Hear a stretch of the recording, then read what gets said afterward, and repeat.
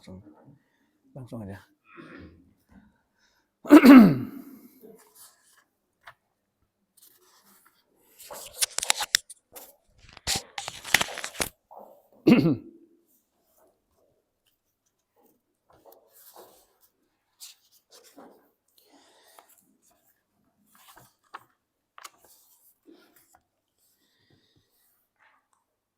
Bismillahirrahmanirrahim.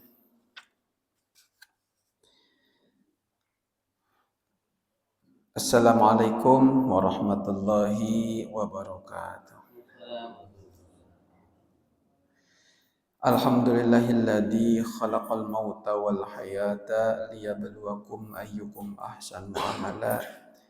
Asyhadu an la ilaha illallah wahdahu la syarikalah wa asyhadu anna Muhammadan abduhu wa rasuluhu alladzi la nabiyya ba'dah.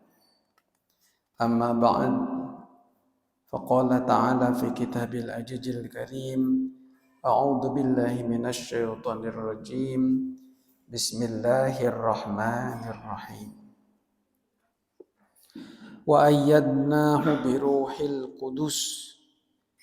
Al-ayah sadaqallahul adzim.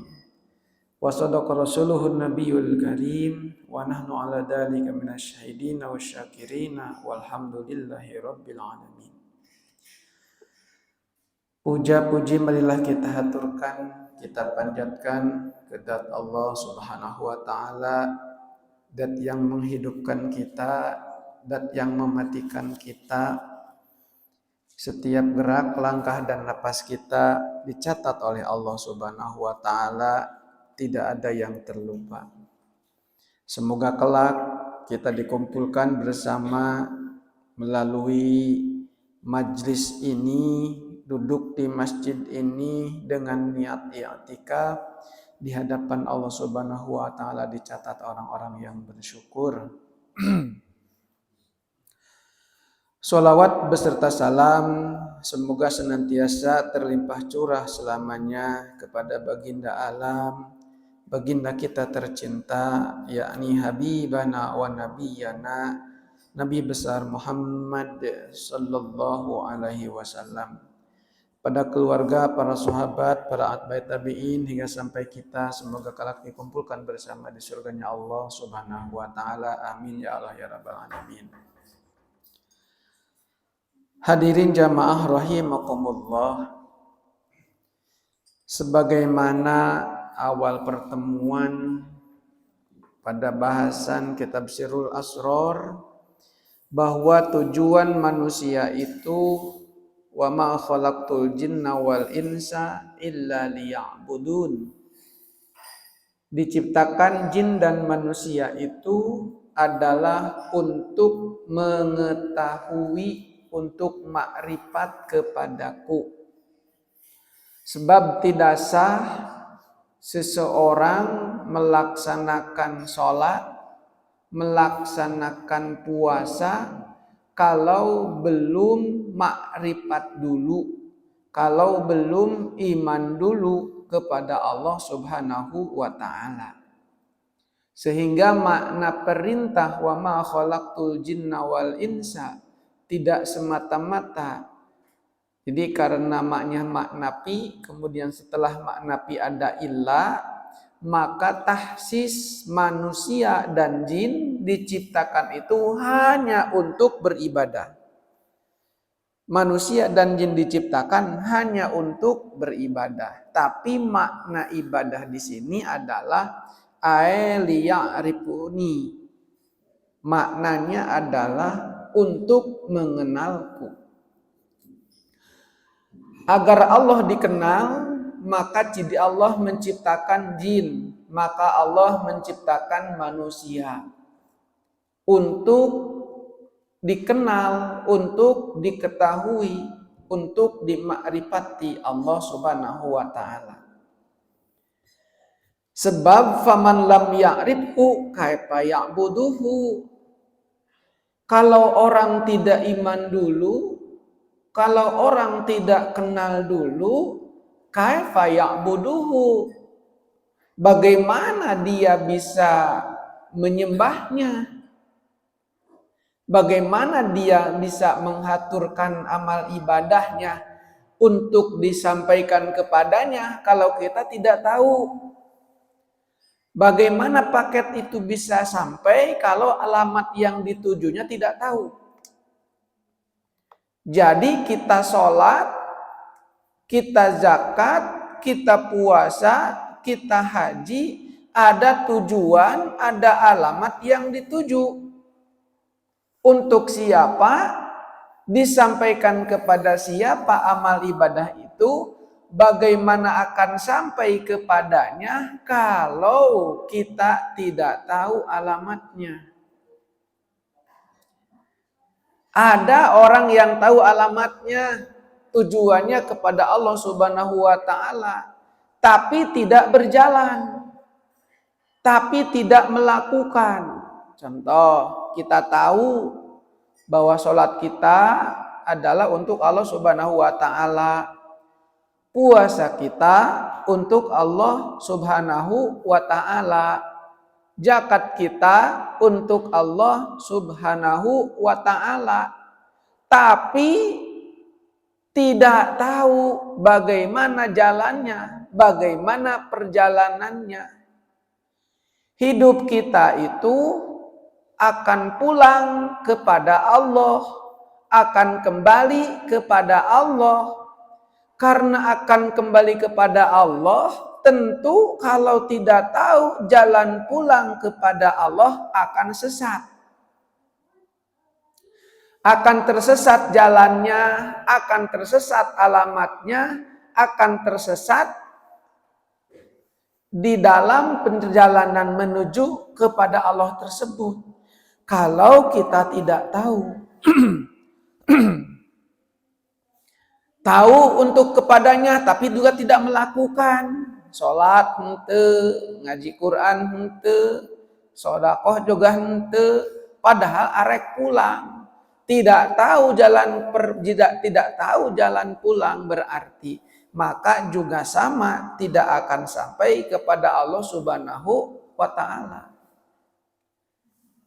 Kita diberikan oleh Allah pelajaran yang sangat berharga. Wafatnya saudara kita disampaikan dan dikatakan telah berpulang ke rahmatullah, berpulang ke rahmat Allah. Yang pulang itu siapa? Dagening jasadna nama kelihatan oleh kita, dikubur di dalam tanah. Berarti yang pulang kepada Allah bukan jasad itu, tetapi yang pulang dan kembali kepada Allah adalah ruhnya. Ruhnya kembali pulang kepada Allah Subhanahu wa Ta'ala. Sebab ruh tadinya di alam lahut kembali lagi kepada Allah Subhanahu wa Ta'ala. Itu yang pulangnya.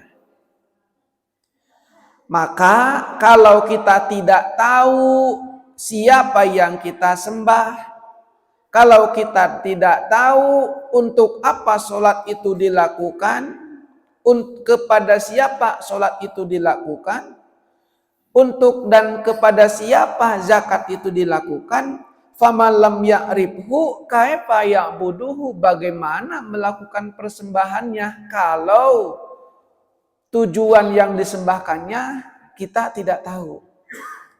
Sebagaimana kita punya macam-macam hadiah, ini teh mau dihadiahkan kepada siapa?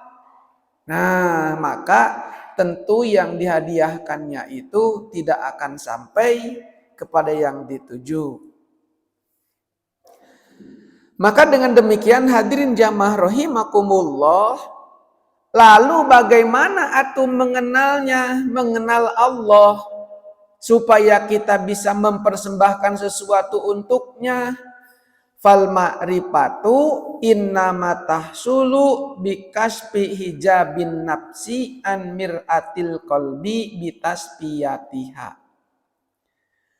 Bahwa mengenal Allah itu pasti akan hasil, pasti akan mewujud dengan terbukanya hijab-hijab nafsu an mir'atil qalbi, dari cerminan kolbu, bitasfiyatiha, dengan membersihkannya. Bisa mengenal Allah salah satunya adalah bitasfiyatil qalbi, bitasfiyatiha, bikasbi hijabin nafsi, dengan terbukanya hijab-hijab, pintu-pintu yang ada di dalam diri, yang ada di dalam jiwa. Terbukanya hijab nafsu. Kalau nafsu itu kan la ammaratun bisu, diri jiwa. Jiwa itu dimensinya psikis. Terbuka hijab itu, jiwa kita itu terbuka, bikasbi hijabin nafsi an mir'atil qalbi, dari pandangan-pandangan kolbu, bitasfiyatiha, dengan membersihkannya. Jadi kolbu kita itu adalah cermin untuk terbukanya hijab. Jadi hijab itu menghalangi cermin. Karena hijab menghalangi cermin, karena dosa-dosa nafsu itu menghalangi cermin, sehingga ketika bercermin tidak terlihat bayangan atau yang dilihat dari cermin tersebut. Maka dengan demikian, bersihkanlah dulu cermin itu, hilangkanlah dulu hijab-hijab cermin itu.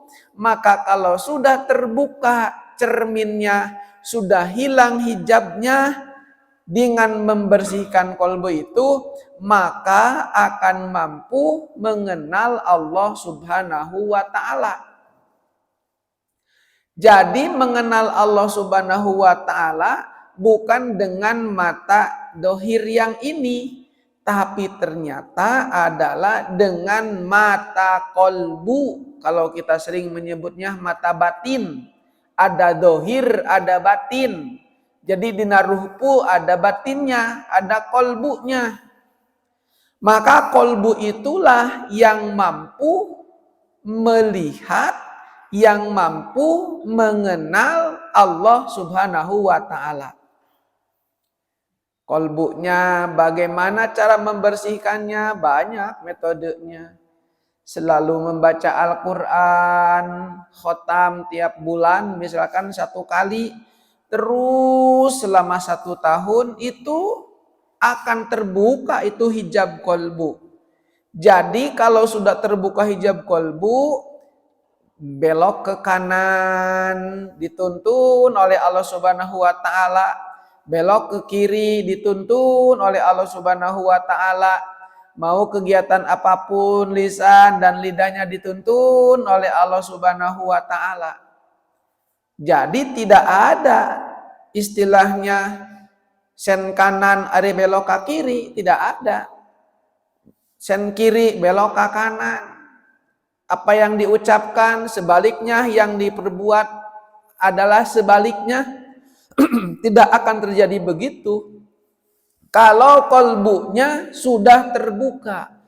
Berarti kalau yang dilakukan tidak sesuai dengan apa yang di dalam kolbunya, maka itu pasti jadi munafik. Bisa jadi fasik, bisa jadi juga musyrik. Maka hadirin jamaah rahimakumullah, tentu untuk membuka hijab-hijab ini dengan membersihkannya. Dengan membersihkannya. Nah, hadirin jamaah rahimakumullah, tentu ada proses untuk membersihkan kolbu itu, tidak mudah. Tidak mudah. Orang sering berbicara, ya entong iri atuh, ya entong dengki atuh, ya entong wah macam-macam. Tidak boleh anu, tidak boleh anu. Tapi hanya sebatas itu, tidak tahu bagaimana cara membersihkannya. Nah, ini yang penting itu tahu cara membersihkannya. Hadirin jamaah rahimakumullah, sebagaimana badan kalau kotor, kalau bau kita mandi bersihkan pakai sabun. Badan bisa jadi bersih kembali. Baju kotor dicuci pakai rinso, dimasukkan ke mesin cuci, keluar dari mesin cuci bisa jadi bersih. Nah, itu yang dohir, itu yang nampak. Sementara kalau cermin kolbu ini membersihkannya itu adalah dengan dzikrullah, dengan menyebut-nyebut nama Allah. Membersihkan kolbu dengan menyebut-nyebut nama Allah. Ya, minimal dzikir la ilaha illallah 163 ba'da sholat. Itu teh membersihkan kolbu. Kotor kene hantem deui. Tarik deui dzikirna oge. Yang tarik itu bukan Allahnya yang bonge, bukan Allahnya yang tidak mendengar, tapi kolbu kita yang terlalu keras. Karena keras, maka cara memecahkannya juga harus dengan keras. Batu yang keras itu tidak akan belah dengan tempol, dengan martil kalau tidak pakai tenaga. Cuma diketrek, batu itu susah pecahnya. Susah bubuknya. Maka batu ditampol dengan dekol yang keras, dengan martil yang keras, akhirnya bubuk dan pecah. Kolbu kita digambarkan dalam Quran kalau sudah tidak mau mendengar nasihat, kalau sudah tidak mau mendengar pengajian, kalau sudah tidak mau mendengar ayat-ayat Allah, kalau sudah tidak mau mendengar dan menerima kebenaran, asyaddu qaswah. Kolbu itu keras, bahkan lebih keras daripada batu.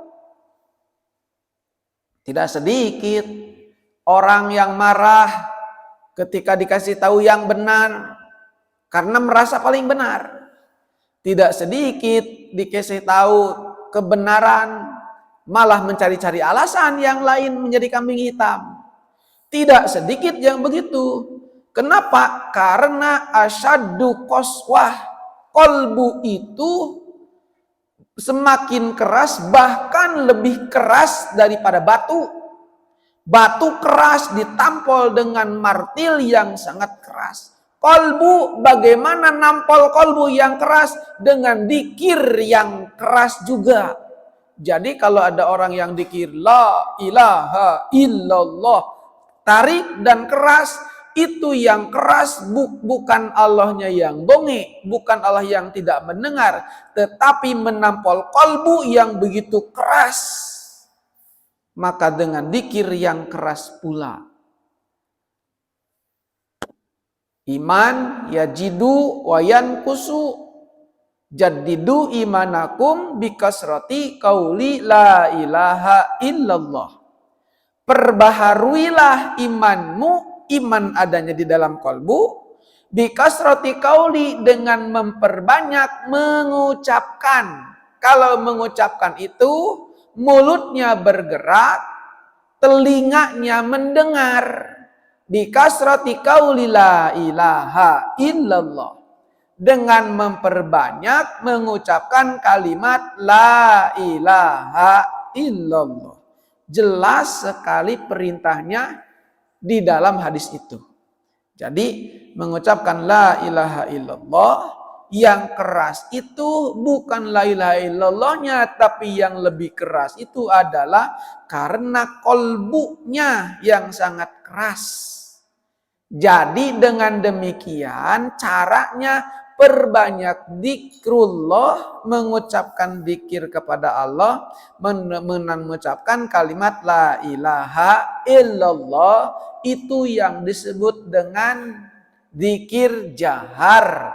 dikir keras. Yang itu dikir keras sudah ada sejak zaman Nabi Muhammad Shallallahu Alaihi Wasallam.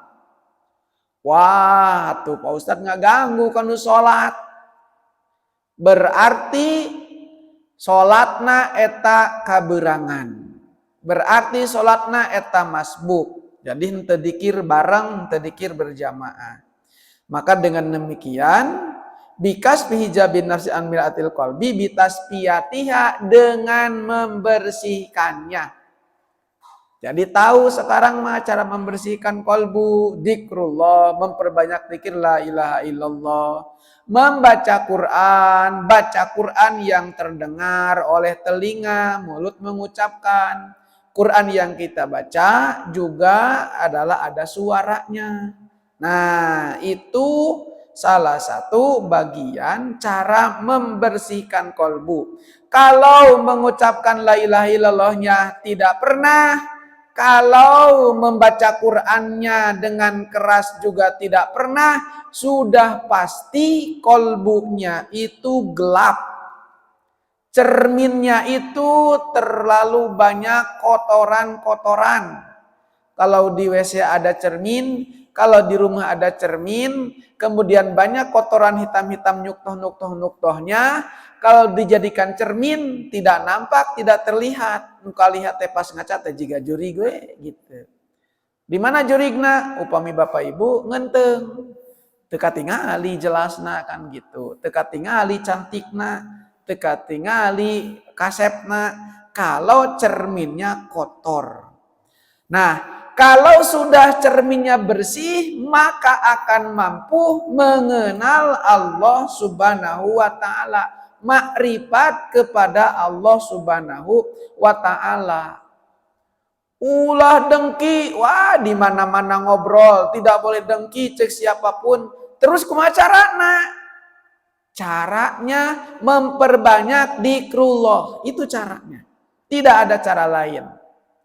Wah, cenah eta nu sok dikir ge masih kene osok nyieun kagorengan. Dikir wae masih nyieun kagorengan, komo atuh.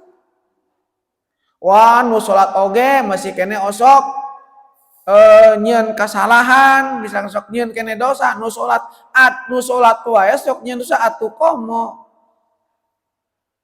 Gitu. Jadi komo atuh lamun teu salat gitu. Nah, maka bikas hijabin nafsi an mir'atil qalbi bitasfiyatiha. Hadirin jamaah rahimakumullah, lalu bagaimana kalau sudah bersih kolbunya? Tidak mudah sebenarnya. Prosesnya dengan 3 cara. Prosesnya dengan tahalli, tajalli. Tahalli, membuang dulu kotoran-kotoran yang ada di dalam diri.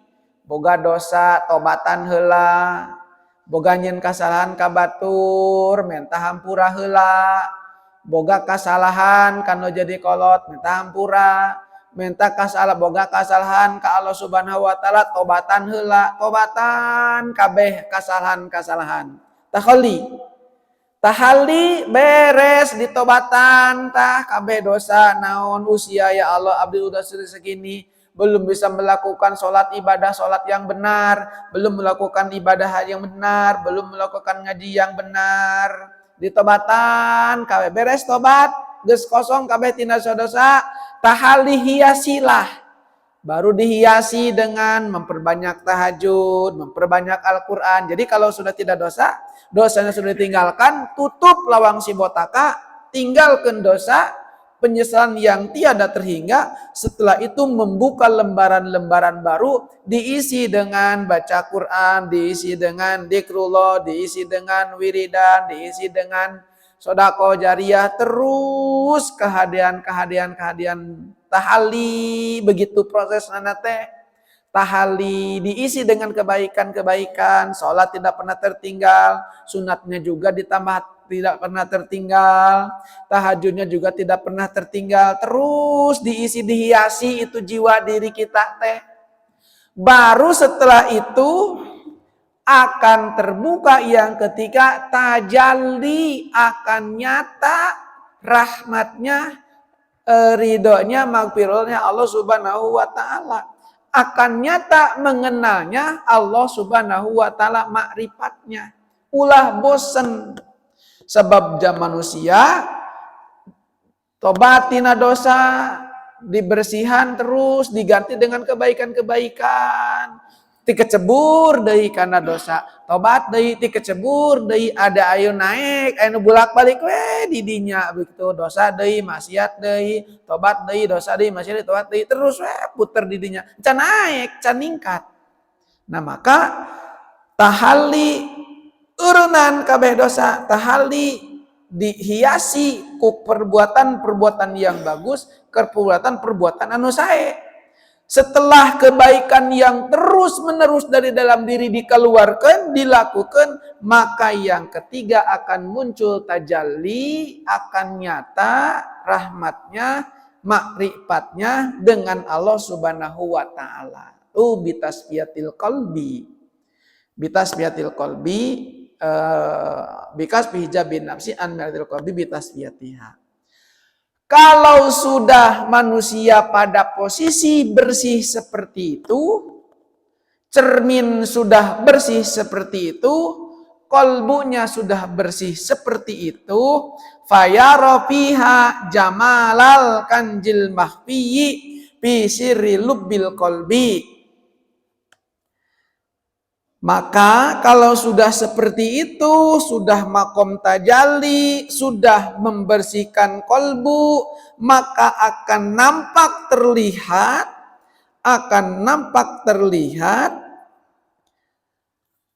yang nampak terlihat itu kanjan mahfiyan fi sirril lubbi, fi sirri lubbil qalbi, kama Allah Ta'ala fil hadisil qudsi, kuntu kanjan mahfiyan.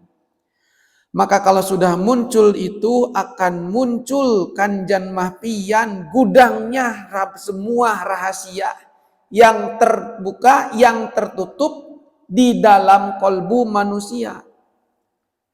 Maka akan terbuka hijabnya dengan Allah Subhanahu wa taala.